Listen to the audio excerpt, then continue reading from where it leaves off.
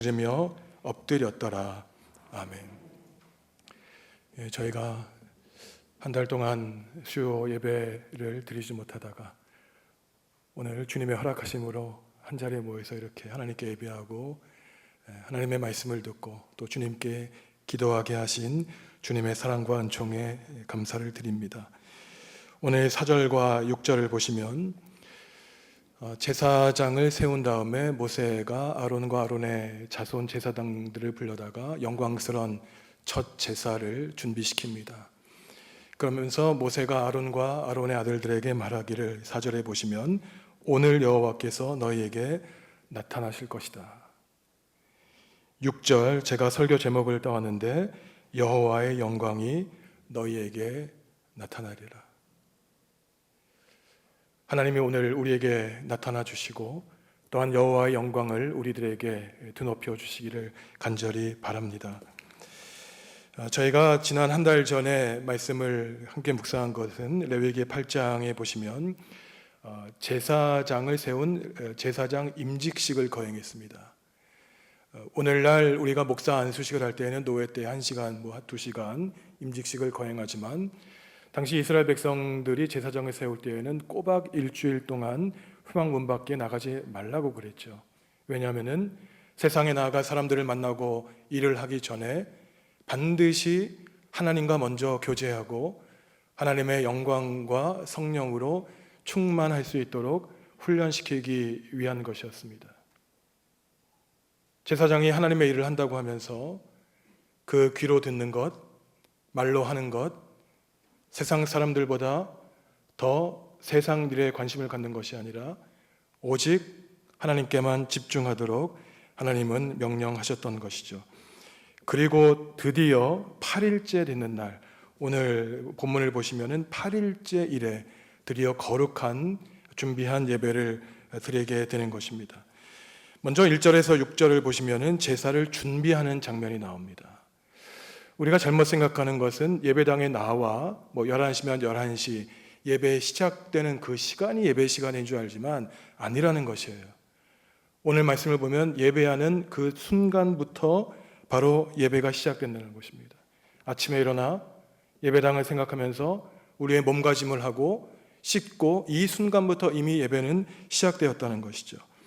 그리고 7절에서 21절은 실제로 제사를 드리는 모습, 그 다음에 오늘 마지막으로 읽은 것은 그 제사를 받으시며 하나님의 영광이 나타난 모습.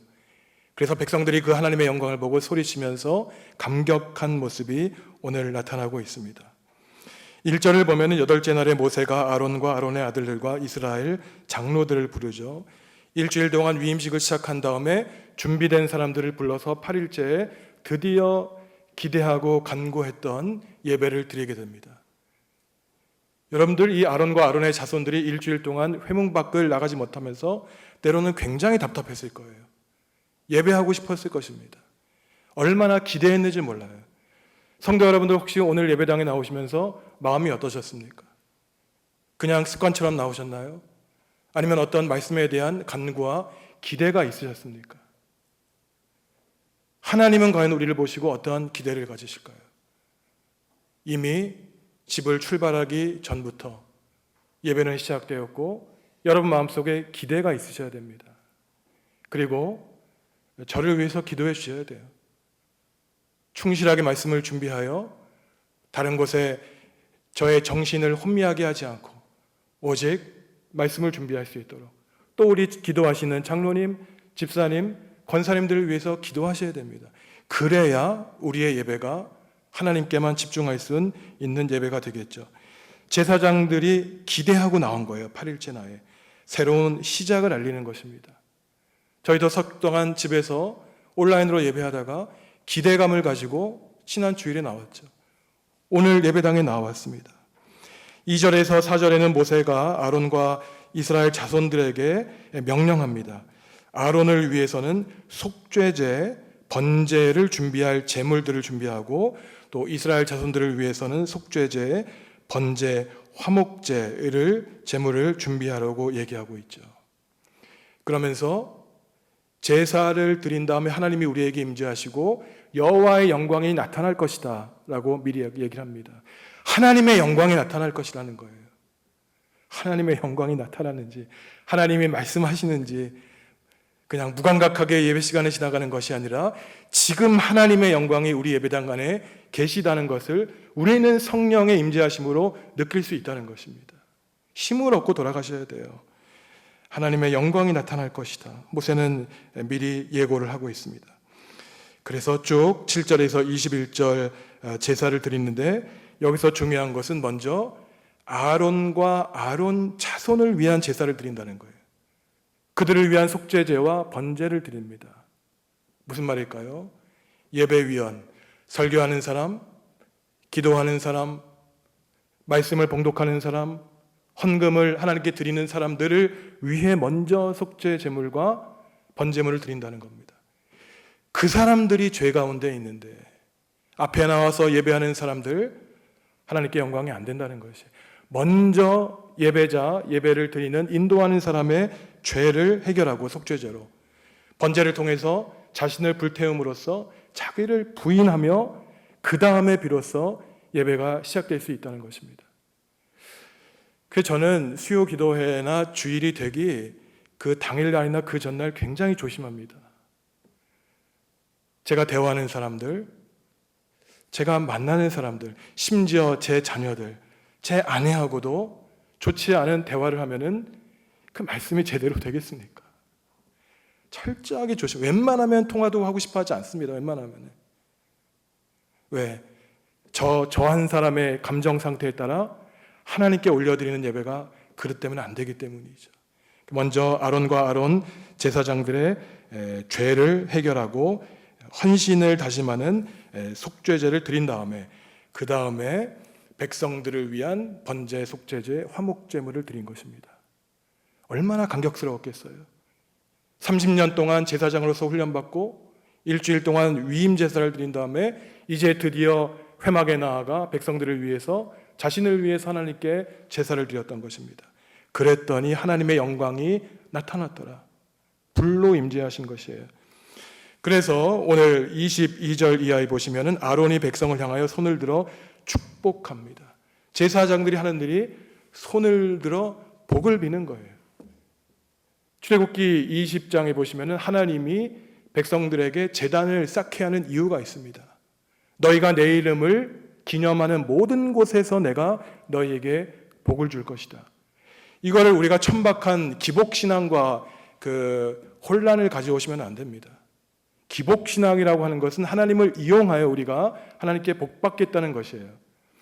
하나님이 예배와 제사를 통해서 우리에게 주시고자 하는 것은 복을 주시기 위한 겁니다. 은총을 주시기 위한 거예요. 우리가 부모된 사람들이, 자녀들이 벌받거나 저주받기를 원하는 사람이 아무도 없죠. 행복하게 살기를 원하는 겁니다. 축복받기를 원하는 거예요. 하나님이 하나님께 나와 하나님의 이름을 부리며 하나님께 힘을 돕는, 구하는 백성들을 바라보시며 너무 기특해 하시는 거예요. 다른 데 의지할 것도 많은데 나를 의지하며 어려울 때마다 나를 찾아오고, 그래서 모세가, 아론이 백성을 향하여 손을 들고 축복합니다. 그랬더니 23절에 보시면 백성에게 축복함에 여호와의 영광이 나타나는데 불을 통해서 나타나는 거예요. 번제물과 기름을 살랐더니 백성이 하나님의 임재를 맛보고 뜨겁게 놀라게 됩니다. 성도 여러분, 예배를 드리시고 말씀을 들으신 다음에 혹시 마음이 뜨거워졌던 적이 기억나십니까? 10년 전입니까? 20년 전입니까? 지난주에 마음이 뜨거워지셨나요? 불이 번제물과 기름을 사르니 백성이 이를 보고 소리쳐 엎드렸죠. 아론의 자손들이 백성을 위해 손을 들고 축복을 하는데, 아론의 자손들이 드린 축복문이 민수기 6장에 나옵니다.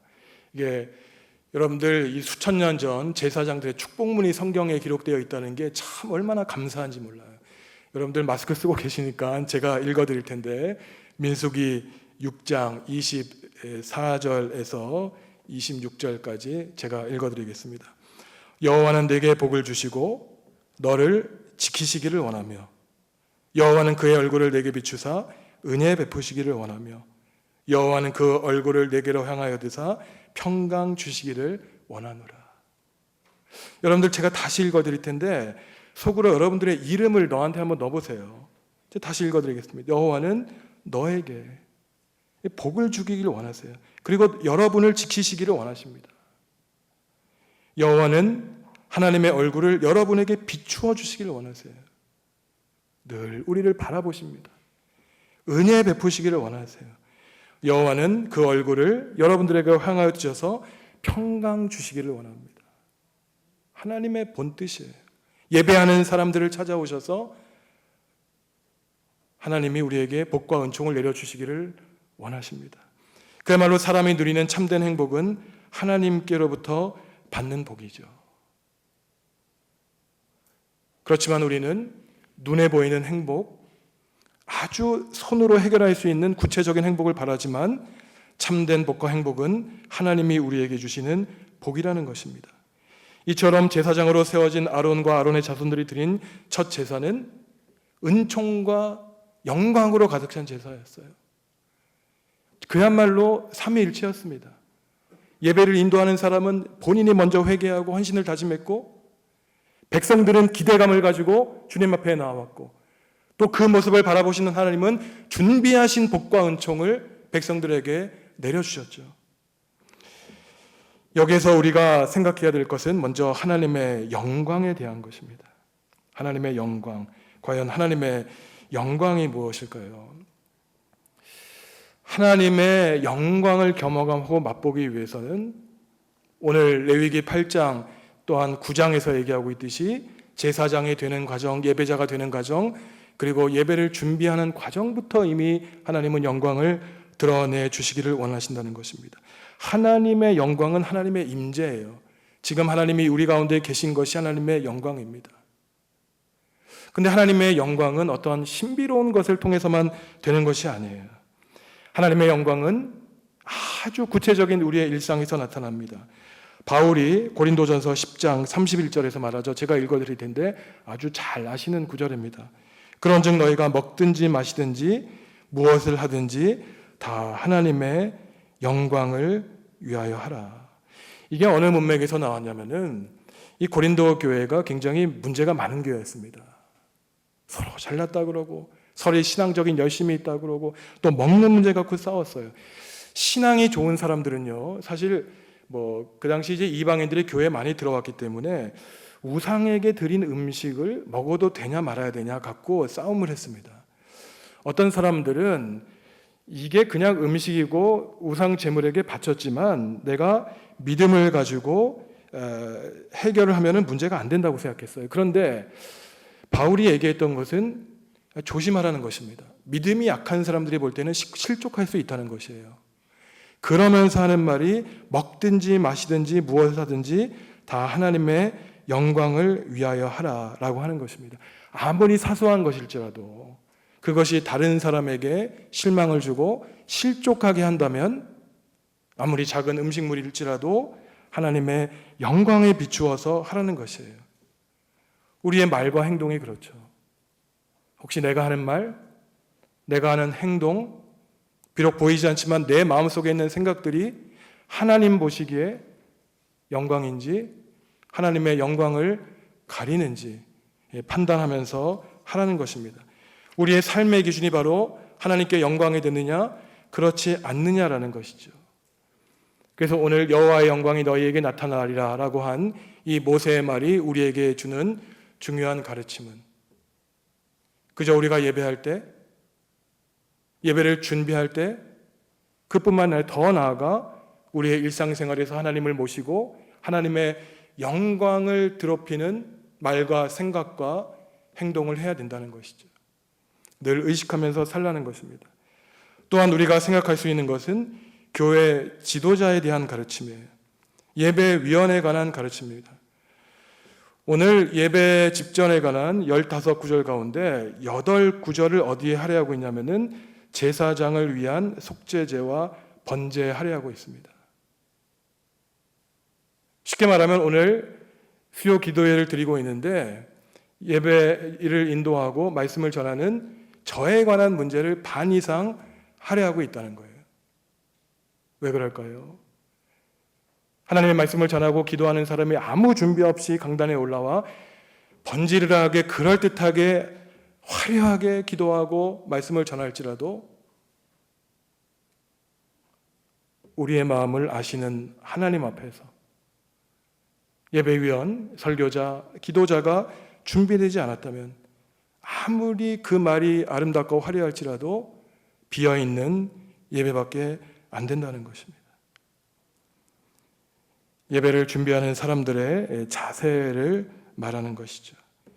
이것은 단지 목회자뿐만 아니라 아까도 말씀드렸듯이 우리 공예배 때 기도하시는 장로님, 권사님, 집사님, 예배 그 다음에 헌금을 하나님께 바치는 헌금위원들, 현관에서 우리 교우들을 맞이하는 안내자들, 반주하는 반주자들, 참 안타깝게도 찬양을 못하지만 찬양대원들, 모든 예배위원들이 과연 어떠한 마음가짐으로 하나님 앞에 나왔는가?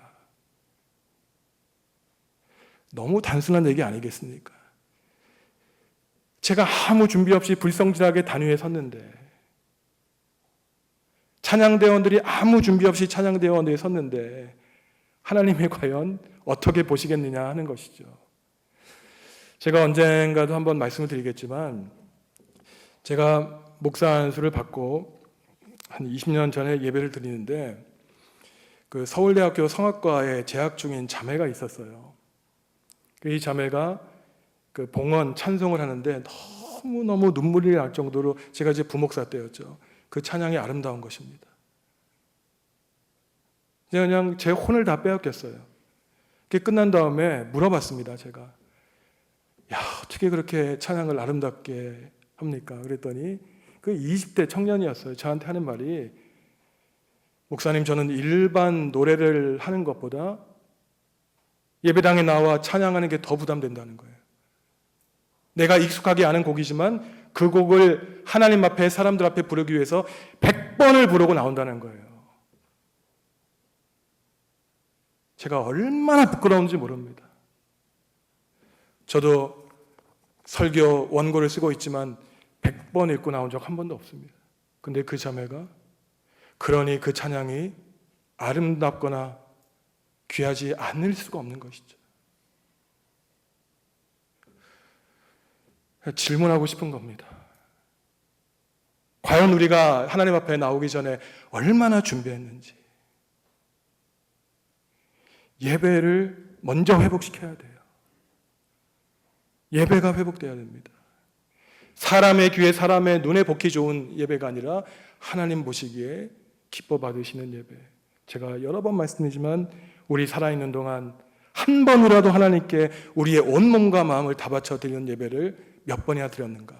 제가 하나님 앞에 나아가기 전에 하나님 앞에 만났는데 제 이력이 다 드러나서 너 늘 빈 마음으로 정말 불성실하게 말씀 전했구나.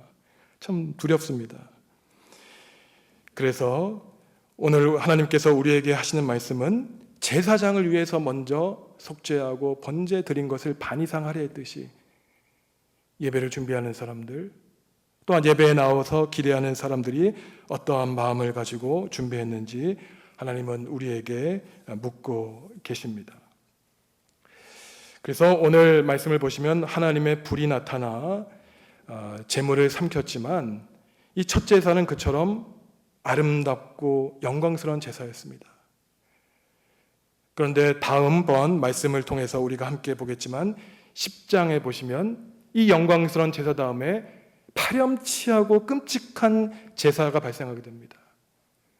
8장, 9장을 보시면 모세는 하나님이 명령하신 대로 했어요. 오늘 또 9장을 읽어보시면 아론은 모세가 시킨 대로 했습니다. 그런데 아론의 두 아들 나답과 아비후가 하나님이 명령하지 않으신 불을 가지다가 제사를 드리니 제사를 드리다가 즉사한 거예요. 우리가 착각하는 것이 있습니다. 우리가 하나님께 나와 찬송하고 기도하고 예배하면 하나님이 다 받으실 거라고 생각하지만 천만의 말씀이란 거예요. 첫사람 살인 사건이 언제 벌어졌습니까? 가인이 동생 아벨을 죽인 것이 제사 드린 다음에 죽였어요. 예배 드린 다음에 성령으로 감동받은 것이 아니라 분노가 일어난 겁니다. 질투와 시기와 동생을 죽인 거예요. 왜? 나를 하나님께 바친 것이 아니라 하나님을 이용하려고 하는 마음이 가인 속에 있었기 때문에. 저에게 하는 말씀이죠. 지난주 주일에도 말씀드렸지만 하루 이틀 지나고 1년, 2년 목사가 되면서 직업적인 목사가 되어가는 이 불쌍한 저의 모습을 보면서 매일매일 기도합니다. 저는 비참한 목사가 되지 않게 하여 주십시오. 저는 그래도 참 감사한 게 우리 성도 여러분들이 저를 위해서 정말 기도해 주세요. 보잘것없는 저를 위해서 아껴주시고 기도해 주시고, 저 같은 사람이 모 단위에 올라와서 무엇이긴데 하나님의 말씀을 전할까? 하지만 하나님께 무릎 꿇고 기도합니다. 하나님, 이 교회가 저의 삶을 지탱하는 그러한 수단이 되지 않게 하여 주십시오. 하나님이 가라면 가고 머무르라면 머무르게 할 용기를 주십시오라고 그렇게 기도해요. 오늘도 차를 타고 할 때 혹시 오늘 마지막 설교가 될지라도 후회 없이 하게 하십시오.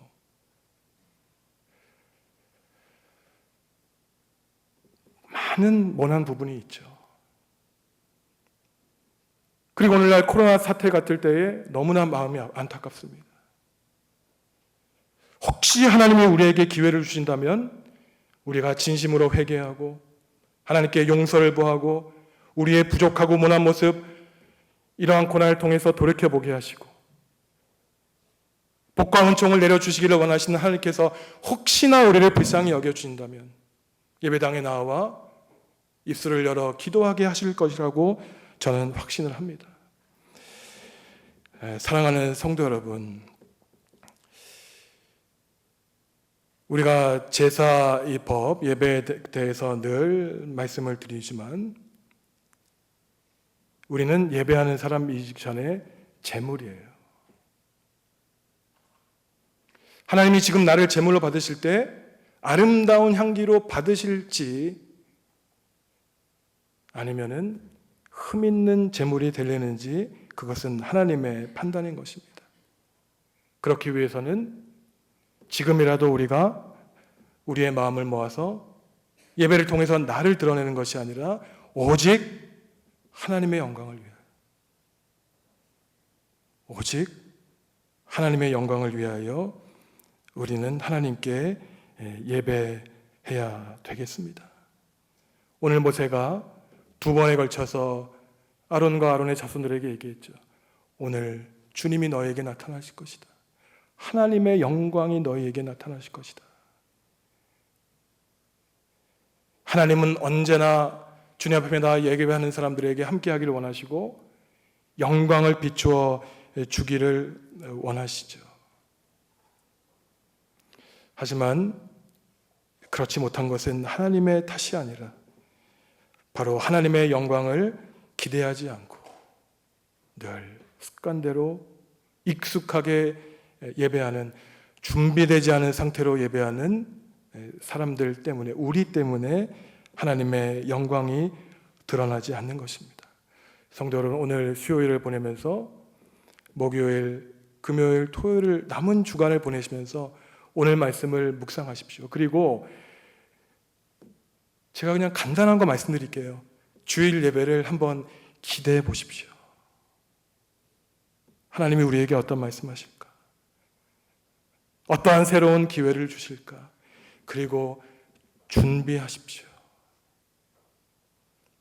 예배당에 현관에 들어선 채 그 순간부터 예배하는 것이 아니라 그 전부터 우리의 몸과 마음가짐을 잘 추스리시고 우리에게 하나님의 영광을 준비하신 하나님, 실패하고 쓰러지고 넘어졌던 부끄러운 과거의 이력을 갖고 있는 우리들에게 새로운 기회를 주시기 원하시는 그 하나님을 만나실 준비를 하시기 바랍니다. 오늘 첫 번째 예배 제사를 통해서 하나님의 영광이 불로 임하였던 것처럼 주님이 기대를 가지시고 우리 정읍당에 66년 전에 이 교회를 세워주셨는데